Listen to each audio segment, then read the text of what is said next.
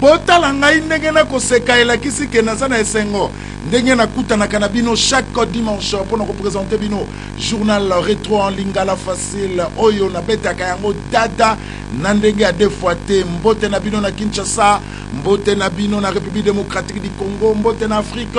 mbote na monde entier. Merci na bino pour la fidélité, merci na bino pour la confiance. Tango yango ebandi ya journal rétro en lingala facile pa iwapi to sale la kabino sélection ya ba élément oyo et dominaki la semaine. Libulu moko et salemi na avenue Boula pemeni ya bloc commercial ya Bandalungwa ezo déranger circulation na ndenge ya deux fois te babengani veuve moko na lupango na ye na avenue Bolongo na commune ya Lingwala. Sélection ya lundi tozali na bandal se Paris ko kamwa to ebite soto bengango bandal se libulu to bandal se salité awa tozali na avenue Boula pembeni ya bloc commercial bondi melangai ke libulu o esalami wa pardon foko lukilango kombo na bamvula o ezali ko beta mikolo oyo bota la bino moko ndenge fleuve salami awa bongo bakanivo boucher na ndenge ya kosakana te kutu mikoleleki bakiraki bakanivo oyo depuis batika na bongo basalite moto akokipe yango azalite kote kuna mai kutu tellement bakanivo ezali boucher ekomi ko dévier ezoleka nango na makadame pasi pe mawa population ya kote oyo tellement balembi po mituka ezali koleka na difficulté tala da population baleli. Donc to sengi na bourgmestre biso soki alingi ke bandali ezala Paris il faut acquérir place bato bayaka kosala basalo na bango place bato bayaka komena a Paris ezalaka boye te so komi na bandali bavirase nyonso ekomi boucher mais asala effort ke loka tokomi na période ya mbula adéboucher baterrase nyonso soki ebele na presque sabu de même mais ezali sur Paris te akomisa yango Paris ndenge ezalaka mpo na gouverneur de la ville atika sentiment kotiela biso babourgmestre azwa mwana ya bandal azala bourgmestre na kati ya bandal batilaka biso moto afandi na commune mosusu aye bourgmestre na commune ya bandal te mwana bandal nde azala bourgmestre na kati ya bandal akoyeba pasi ya bana bandal ata minuit tokoki kotoke ye porte aye korésoudre problème ezake ya bourgmestre na biso tozani ya bandal awa nde tomona na bacommune mosusu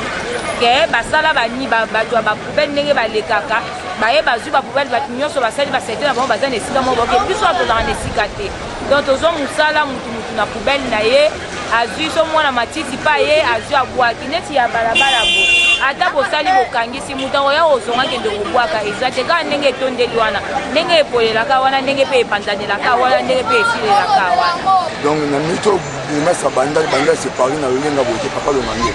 bandal c'est Paris na lolenga boye eza bafai apusi eza bloc peut déranger ma casse voilà c'est la presse nanga mission au président fait le coup à dérangement quand on a fait dérangement donc les a bien été beaucoup de attendre la voiture dans mon péage dans ma dérangement ma casse papa longange pour honneur la modernité au président de Michel depuis de quota marambo au bout tala awa tokobenga matoi na population batika ko boaka salité na bakanivo po bango nde bazali ko souffrir bataliboso pe to ko senga na bakonzi surtout ya commune ya Bandal baluka ko sala quelque chose po kotoyo batu ya ndenge na ndenge bayaka pona ko sala ambiance na bango talaka ka Bandal c'est Paris mais soke commune était boui il est la foin boui pinda c'est que bien ti yingata tozali awana avenue Bolongo numéro 224 na commune ya Lingwala biloko nyonso bomoni libanda boye bokanisa te ke babimisi yango pona kopakula couleur na ndaku kasi population ekamwe mercredi 19 novembre ndenge la police eyaki kobwaka biloko ya mama veuve Abedi Tabu Mukombo mwasi ya défunt Florian Mukombo na libanda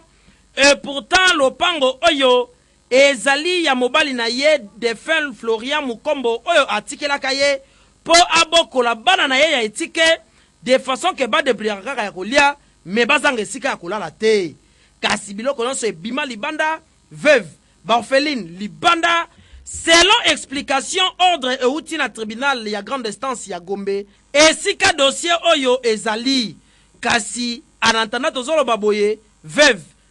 orphelin pe orpheline nyonso na balabala yoka bandeko ndenge baleli papa koloba mingi kutu ezati grand frère na ngai papi aboki nga libanda na ba mama na nga bandeko na ngai po nga siko lelo tolala wapi na parke makambo ezoleka nango malamu ezali kaka are moko ebima nde makambo nyonso etambola na parke me bango bazokende kuna epa bakonzi na TGI kuna basali makambo na bango lokola biso na bango tosi tosambi oke biso na bango tosambi ata mokolo moko te me TGI accordé bango na faveur na bango keba kodegrepi biso na kati ya lupango justice asalaka mosala na ye ndenge esengeli ke mwasi veve na ndenge mobali atike na lupango na ye bakata likambo yango ndenge esengeli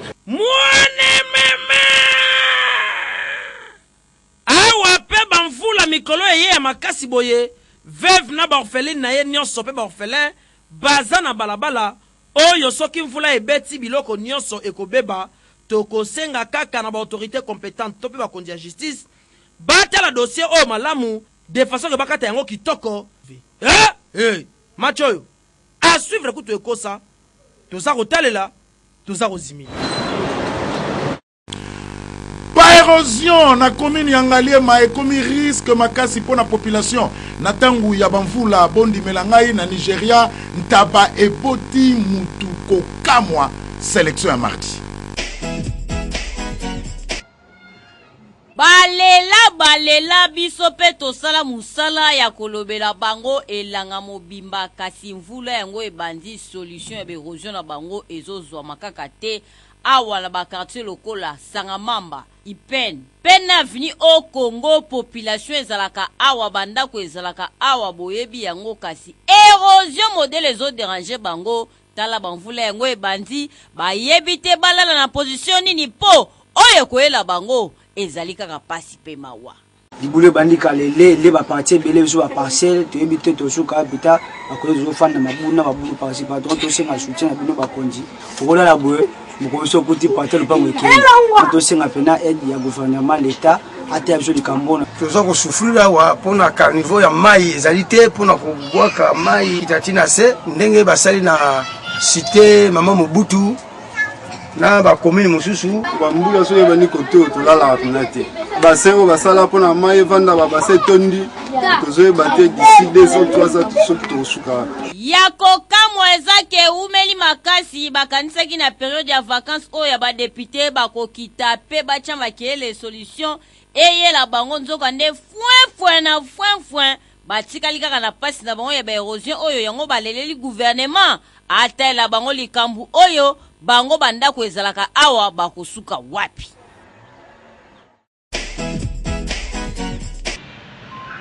ndenge maloba ya nzambe ebetela biso lisolo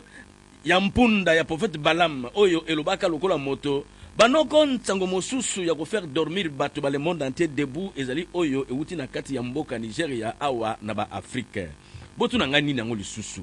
banoko bandeko ya agence des nouvelles du Nigeria bapesaki ntango mokolo ya mercredi 19 novembre 2014 ke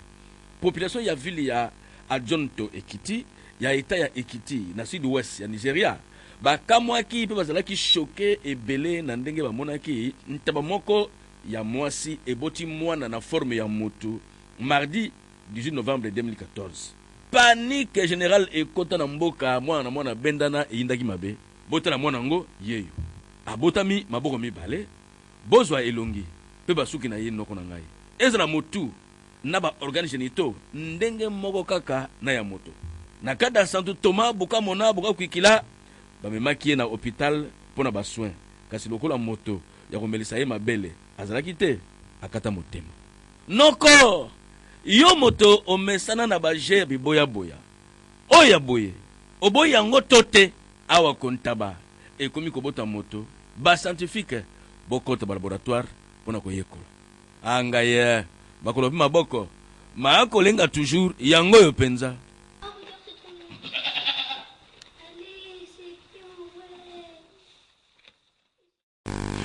mercredi bino moko botalaki kala ingangu na cimetière ya Kimanteke pe bolandaki lisusu 6e pe dernière journée ya ba éliminatoire ya CAN Guinée équatoriale 2015 pa wapi tosalelaki bino résumé ya match entre République démocratique du Congo na Sierra Leone. Tukinwa na Kinshasa so soki alali nzala seke azali feneya ya kosakana te mpo na Kinshasa kinwa tusi atimbela idéologie ya kalai ngangu kalai tekniki lokola awa tozali na komina ya Kimbantseke précisément na cimetière tala ba jeune nde bazali motivé pona koluka pona kolesa mabota na bango idéologie ya kalai ngangu kalai tekniki ebota awa na ndenge ya kosakana te tala koto ba jeune bakoma kosala bakwa na bango pona kotekela bato bazoya kokunda kote kuna pena mopanzi ba mususu baza motivé pona koya kotimola mabulu tala ndenge pero aza kotombola aza kotimola libulu na ye de façon que soki batu baye pona koya kokunda bibembe na bango bakunda ngo kitoko avec impact na idéologie ndinga ya mapango oyo ezali pembeni awa likambo ya kokama bango nyonso la plupart baza na ba pompe funèbre c'est-à-dire kotoyo cercueil esalamaka awa na ndenge ya kosakana te tala neti jeune oyo azali kosala cercueil na ye po kotoyo mabaya eza kotekama na ndenge ya deux fois te tala na lopango lisusu awa spécialité nde cercueil baza kobeta ngo dada ya kosakana te pe na mopanzi kuna ba mususu batekaka mwa ba gerbe de fleurs na bango de façon que pona kosunga bato bazali koya kokunda bibembe na bango bakunda yango malamu awa ba jeune ya kotoyo baboya na bango idéologie ya sopeka bandima na bango koluka pona mabota na bango kasi ya kokamwa lisusu eyenga ye tango bato bayaka kokunda bibembe na bango tala modèle ndenge bazali komema cercueil tala mawata te biso koto bapetshana ndenge omoni bazosala wana bon kope ezaka yango wana tobetaka koto ya bapeti yango bakosala bapot de fleur soit bacroix donc buloka yango wana amplis bacercueil biso mo bavie na bango toala omoni biso koto na Kimbantseke moto akoki koya kope ya cercueil akokozwa mpe meme ya niongo et puis koto mpeza Kimbantseke tozosala kope mingi ya fleur kope ya cercueil pierre tombale parce que tozala milieu moko va toujours ezala Kimbantseke et puis biso bavie mingi tozosaka kope ya cercueil mpona nini ke milieu na biso koto omona ta mosu moto akoyela biso ndambu etikali aya kopesa ta nsima yango mba mingi baka partir Kimbantseke tozwi dokolo matiti cimetière kope tozosala mpenza kope makasi mba kope ya cercueil tala yo moto osalaka eloko te ozali kozela kaka butu ekoka po bima na machete mpona kobotola bato biloko luka kalai ngangu sala ndeti ba jeune oyo ya Kimbantseke ekozala malamu mpona yo mpe mpona avenir na yo poyi seke bien.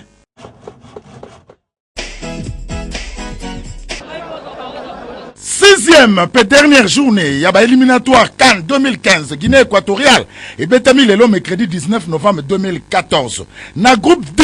Balium Zendomtable à Cameroun avec 14 points, P Côte d'Ivoire 10 points. Après 0-0, il y a rencontre la Bango na Abidjan, Baza qualifié pour la phase finale.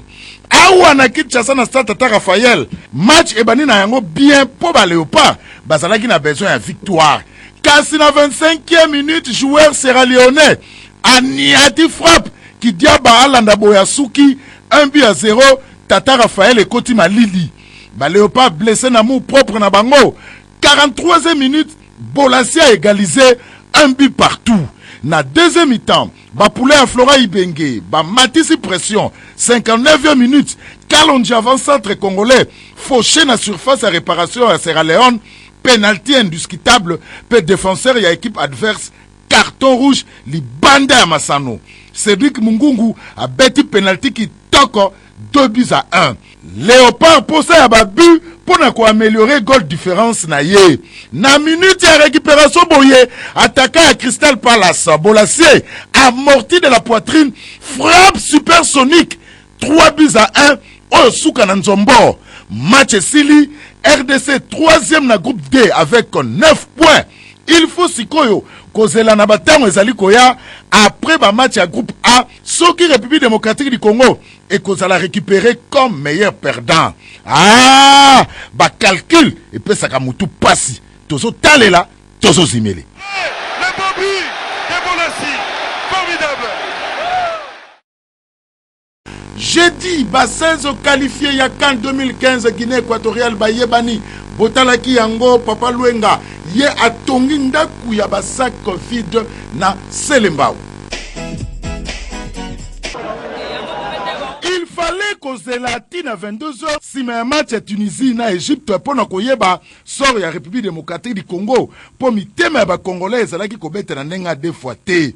tango Égypte ezalaki komene 1-0 espoir ekomaki kokende po Égypte ezalaki na besoin ya victoire ya 2-0 pour ba récupérer ye comme meilleur perdant. Tango Tunisie égalisé ba Congolais ba sepeli. Tango ba Aigle à Carthage ba tie deuxième but match esili ba calcul ba Congolais simbi République démocratique du Congo qualifié lokola meilleur perdant na 9 points goal différence plus 1 ba Congolais miteme ekiti pour ba Léopard bakolakisa na Guinée équatoriale de quoi ils seront capables. Sikoyo, ba 16 qualifiés pour la 30e édition ya CAN 2015 au Ekobanda, le 17 janvier et le 8 février 2015, Baye Bani, République démocratique du Congo, Congo-Brazzaville, Sénégal, Tunisie, Algérie, Zambie, Mali, Afrique du Sud, Côte d'Ivoire, Cameroun, Cap-Vert, Guinée équatoriale, Guinée-Conakry, Gabon, Burkina Faso, Ghana. Pour la RDC, 2 mois et un an pour la préparation. To bandi que gouvernement et kobimisa mbongo pour to lingi préparation yango ezala ya malonga. Et loko kaka toboyi ezali nde improvisation. Na 17 participations na phase finale ya CAN. L'essentiel est de participer. Pas question. République démocratique du Congo est un pays à football. Il faut peu qu'on ait l'ambition. Il y a qu'on gagne Coupe Wana pour la 3e fois. Tozo talela, tozo zimele. Et Okani.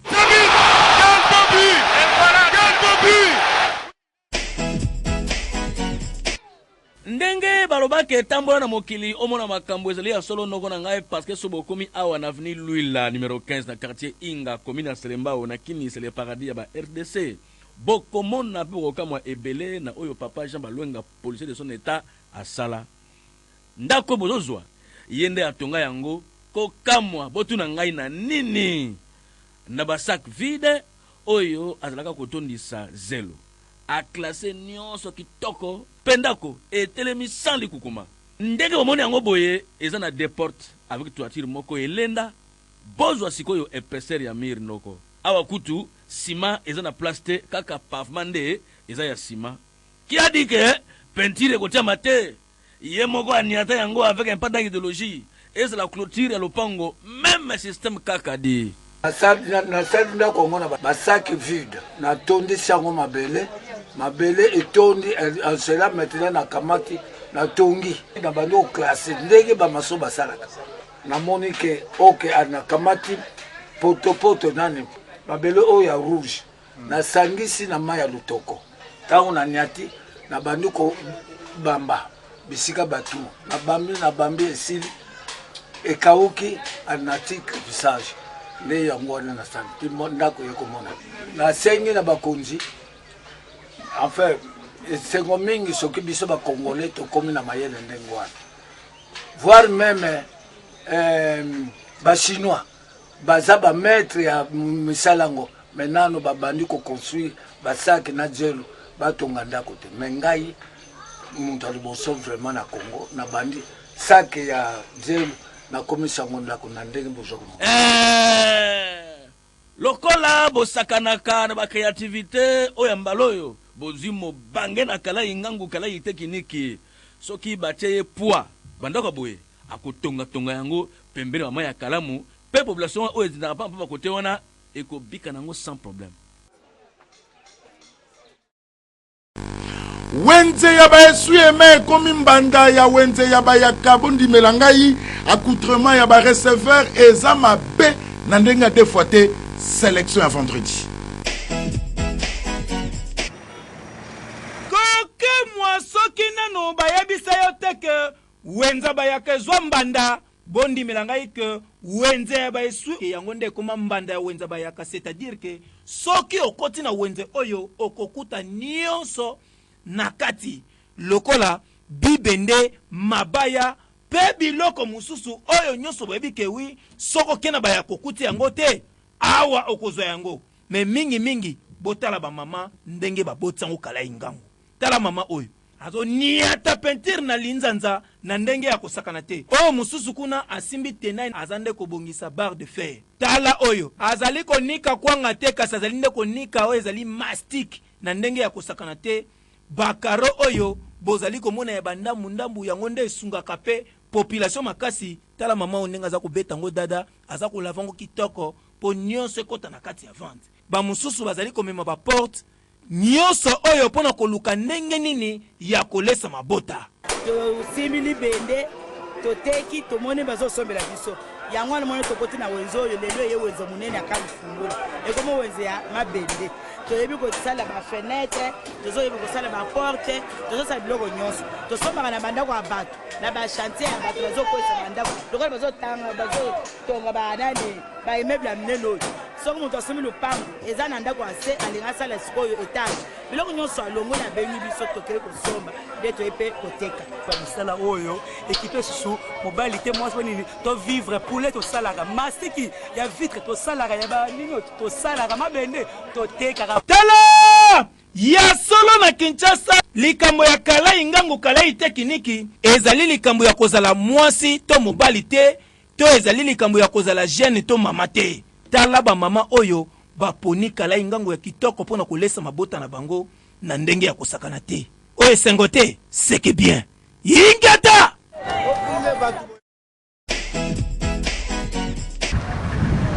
kamera ya lingala facile ekitaki na terrain mpona kosala constat ndenge nini bareserveur basabiyaka na ntango ya mosala na bango mpo likambo ya citoyenité ezali likambo ya kobotama na famille songolo to pakala te ezali nde likambo ya éducation oyo moto akoli malamu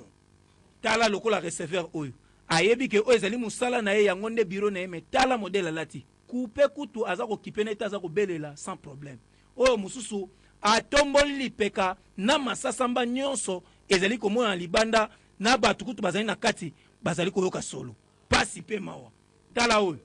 alati salite bien te atelemi na porte baclient oyo bazali na kati moyen kutu ya koloba ezali te population baleli bareserver topekisa bango tolobaloba bayokaka te bato na bato bamata na mitukana bayebi bango te bamisusu bakonzi bamisusu bato marke na marke ntango yo reserver ozobelela na mutuka ifo kolata propre kopelete na kati ya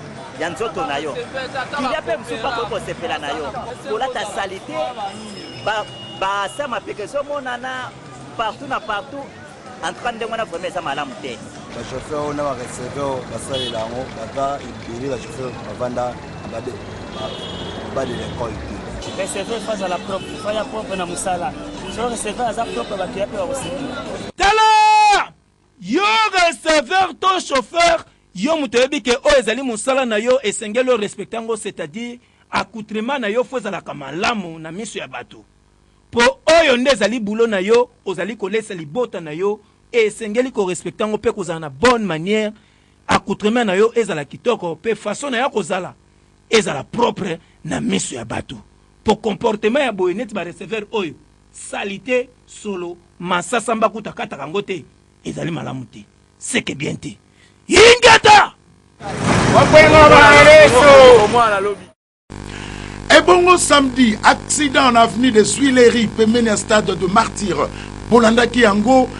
ami fidèle vite, salaki évaluation à produit na ye, pe inauguration ya agence ya bon marché, pe ya frontière ya Lufuna, pas Congo, réunion CPCS par ça, pe lancement mécanisé ya réhabilitation, ya ba route na Bomba Kabo, rubrique ya image du jour ezanga po nani yango azwa zéro. Ndenge le grand artiste musicien poète Lutumba Simaro Masia Ayembake tongo ya lelo tongo ya makambo mama ezali ya solo noko na ngai parce que vers 7h ya tongo ya samedi 22 novembre 2014 chauffeur moko ya loyenge ya jeep oyo ya marque Nissan couleur noire azali koniataki sela sur avenue des Huileries na ndenge ya Fizé tango akomaki awa na village oyo ya Stade Martyr a tuta wewa pe moto ya moto akenda kotuta moto ya liboma cadavre mbala moko parce que ku ezalaki ya makasi trop nyonso wana ndenge ba témoin oyo bamonaki événement balobaki moto ya moto azalaki liboso voiture bomoni oyo ezalaki na nsima voiture etuti moto ya moto atuti moto ya liboma banda kolala na se wana ale voiture eyosala tono nde bomoni wana vraiment conseil na opesa na bachauffeur bayeba koconduire bazala toujours na patiente oyo eza virage ero ya na virage faut na patiente vitesse eleki makasi ezala bawewa ezala bachauffeur na biso batro na vitesse mutaliboma wana azala kaka koto tomonaka yawa abana kotraverse prince bon leo traverse mpasi mutu azwa na vitesse lo aya na vitesse azolinga kima yale mutu avati mpa yango aya na vitesse aya na vitesse ala tuti mutu moto akwei mopanzi na moto ale voiture ayo komatela so mutu aliboma anomona akokoma place akomi mutu aninga baluka place il faut batia bamesure moko boke noso kolekisi vitesse wana vouloir bakanga yo bakangi yo amande no eza ota parce que olekisi vitesse to wana presse mutu to atambolaka donc mutu to aza ijager de la route ala droit ya kotambola balabala bachauffeur ya kisasa combien de fois vraiment bakoloba na bino ke babalukaka na virage na kisela te surtout na virage oyo ya stade martyrs parce que elia bato ebele mpe ezokone kolia kaka tala sikoyo motonga na liboma atoli kaka boye ye ko azalaki na boule ya kolia bonane kitoko lokola motutu boye te noko. esi ekoti na province ya Bas-Congo awa na lufu frontière tunanga nini ami fidèle transfert vite ya couleur ya orange et yende kosala masolo kitoko awa inauguration na yango bondimela ngai esalamaki avec impact pe idéologie ndeka toyebisa bino souci na biso ntango nyonso ya servir bino ememi biso lisusu ti awa na frontière ya lufu okoti okomi na songololo ozoya matadi na songololo okoti frontière ya lufu ami fidèle transfert vite na pointe ami fidèle transfert vite tokiti na lufu mpona koprésente bino agence na biso oyo tofungoli na frontière so bakinois tozosepela makasi parce qu'auparavant on était dans les capacités au monde soko so yaki na lufu na mbongo alors que mbongo esilio obandi konyoko ma souci biloko ezotikala mais avec ami fidèle tozosala transfert c'est vraiment vite tosepeli mingi na zamba tozwi eloko ya munene lokola ami fidèle vite donc transfert d'argent pasi esili bongo na Kinshasa na commune ya Barumbu na quartier Bon Marché croisement ya Flambeau na Kabinda ami fidèle transfert vite ya couleur ya orange efungwami pe lisusu wana ouverture ya bagence oyo esalamaki pe boyebake évaluation ya ba produit na bango lokola transfert week-end samedi 17h et bongo transfert plus musala ya dimanche de 11h à 16h oyo okokuta yango esika mususu te o bongo oyo kendeki wapi mais bami fidèle ngo ebele biso toyebi ngo oyo yale véritable ya couleur orange nasina profite biloko ebele nazwaka mpe bakado 7 ans yango nazwaka mbongo eutaka mbuji mai antuka nasepelaka mingi na bino ezalaka vite sikoyo toza na kati ya Bon Marché donc plus de plainte mpona biso nyonso bana Barumbu donc tokende su musika te ami fidèle se pembeni na bino croisement Kabinda Flambeau kitoko nazwaka mbongo ya $1000 na mi fidèle na boma na boma batindelinga mbongo na boma na mi fidèle donc trop sûr tika mi fidèle ata mokolo moko te. Ah oui, toujours avec dynamisme dans l'action ADG Nono Mavengi bondimela ngai azokota kala mingi te akoconquérir RDC mobimba pamba te souci ezali que mwana ya Kongo nyonso azora toujours mbongo na ye na kimia nyonso tala betu par rapport à Baou différence komi moulayi ami fidèle transfert vite ya couleur ya orange nyonso ekomaka ya mobimba kutu ekosa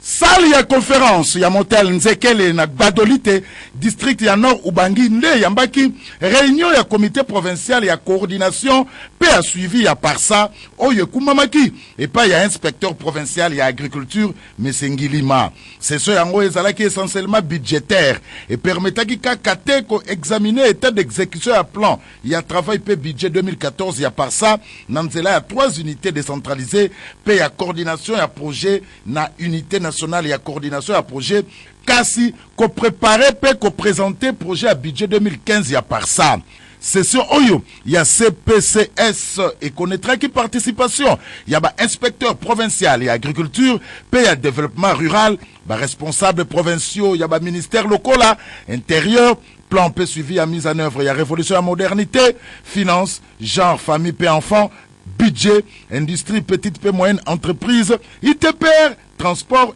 SU, environnement, PEBA représentant à administrateur et à territoire concerné, PEBA délégué à conseil agricole rural et à gestion. Bosengeli koyeba que CPCS eza na rôle ya ko formuler d'activité ya projet pe kolanda mise en œuvre na niveau ya province consolider na collaboration na ba unité décentralisée à coordination ya projet ba programme annuel ya travail pe budget pour la soumission na bango na unité nationale ya coordination ya projet contrôler ba réalisation physique ya ba projet ba réunion ya CPCS et salemaka mbala moko na semestre na séance moko ordinaire pe na manière rotative na ba site ya ba entité décentralisée lisusu et kokipe ko salema na séance extraordinaire tozali bongo awa na wenze ya Bomba Kabo situé na 28 km ya Gemena et pai wapi commissaire ya district adjoint ya Gemena a procédé qui officiellement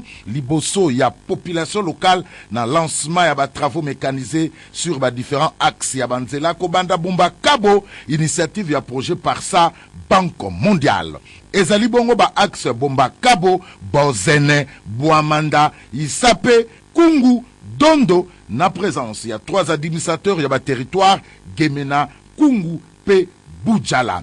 ba chef ya secteur Boasepe loi ba chef ya groupement pe localité ba notabilité à district ya sud Ubangi ba membre ya société civile ba délégué ya INOPS ya dividia office des routes pe ba inspecteur district ya développement rural pe agriculture projet d'appui na réhabilitation pe relance ya secteur agricole par ça et za initiative ya gouvernement congolais oyo et soit financement à 120 millions de dollars ya Banque mondiale objectif na ya développement et za ko matisa productivité agricole pe ko améliorer commercialisation ya ba production végétale pe animale et pas ya ba petit producteur na base na ba zone ciblée entreprise oyo ekobeta bisala yango dada eza bongo arche pour na linéaire total il y a 153,05 km et ko permettre ko résoudre ko katisa mai na ba digue pe ba point oyo et ko risquer ko kata ba voie ya communication sur ba axe oyo bongisami epai ya projet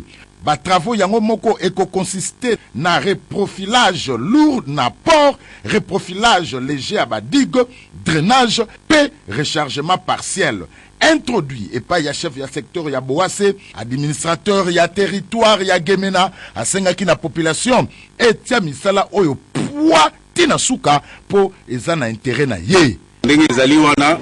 bapesi biso mokumba ya kosunga bino ndenge bakonzi balobi mpona kobongisa nzela c'est vrai nzela eza ya kobeba makasi mais na ngolu ya nkolo naza na kondima ete ndenge tozobanda misala tokokuma tina suka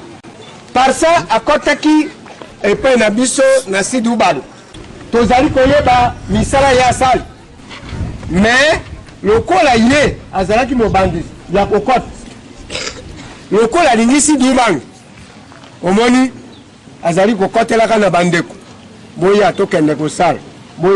kosala mpona kobongisa awa tosali na par ça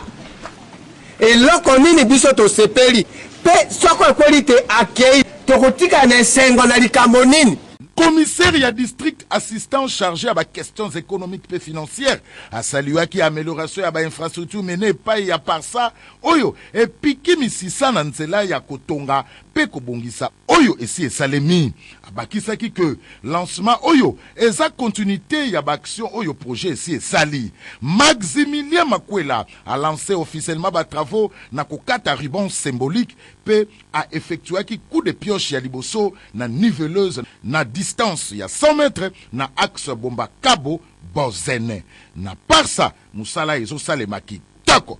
eokani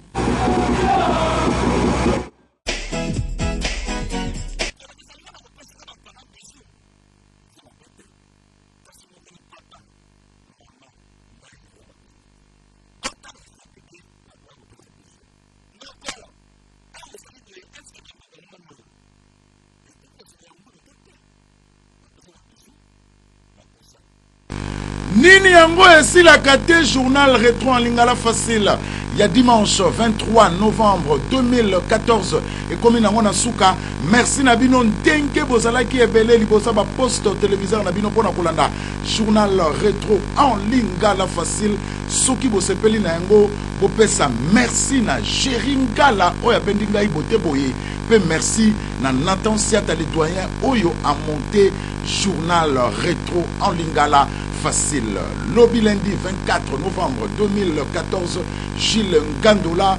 Mwana ya Mungala ya solo solo, hier kozala awa po apesa bino ba information mususu, nkai na bino comme d'habitude rendez-vous na semaine prochaine. Nathan Siata, le doyen. C'est là nous na signé conducteur. Sima okosala oni kosala.